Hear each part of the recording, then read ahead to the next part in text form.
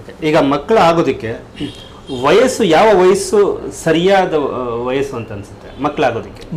ಮಕ್ಕಳಾಗೋದಕ್ಕೆ ಅಥವಾ ಮಕ್ಕಳು ಮಾಡ್ಕೊಳ್ಳೋದಕ್ಕೆ ಯಾವ ವಯಸ್ಸು ಸರಿಯಾದ? ಇವಾಗ ನೋಡಿ, ನಾವು ಭೂಮಿನಲ್ಲಿ ಎಷ್ಟು ಒಳ್ಳೆ ಕ್ವಾಲಿಟಿ ಬೀಜ ಹಾಕ್ತೀವಿ ಅಷ್ಟೇ ಒಳ್ಳೆ ಕ್ವಾಲಿಟಿ ನಮಗೆ ಫಸಲ್ ಬರುತ್ತೆ. So sperm is nothing but one ಬೀಜನೇ. ಆಯುರ್ವೇದನಲ್ಲಿ ಯಾವಾಗ ವೀರ್ಯ ಬಗ್ಗೆ ಶುಕ್ರ ಬಗ್ಗೆ ಹೇಳುವಾಗ ಇದನ್ನು ಬೀಜಮ್ ಅಂತ ಹೇಳಿದ್ದಾರೆ. ಇದನ್ನು ಒಂದು ಬೀಜ, ಯಾಕಂದರೆ ಇದನ್ನು ಸಂಸ್ಕಾರ ಆಗಿಬಿಟ್ಟು ಮುಂದಿನ ಜನ್ರೇಷನ್ನ ಫಾರ್ಮೇಷನ್ ಮಾಡ್ತಾ ಇದೆ.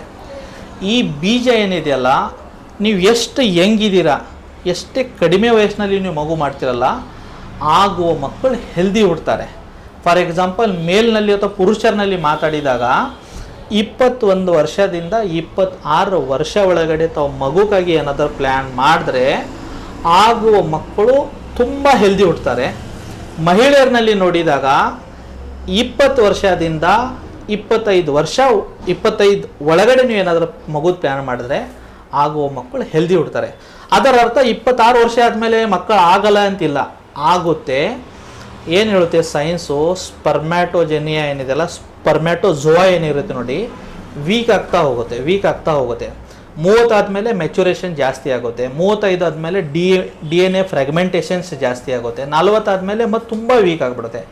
So best time to have child is before 30 ಆದಮೇಲೆ ಸ್ವಲ್ಪ ಏನಾಗುತ್ತೆ, ಮಕ್ಕಳು ಆಗ್ತಾರೆ ಇಲ್ಲ ಅಂತಿಲ್ಲ, ಬಟ್ ಸ್ವಲ್ಪ ಹೆಲ್ತ್ ಇಶ್ಯೂಸ್ ಅಂಥ ಮಕ್ಕಳಿಗೆ ಜಾಸ್ತಿ ಆಗುತ್ತೆ.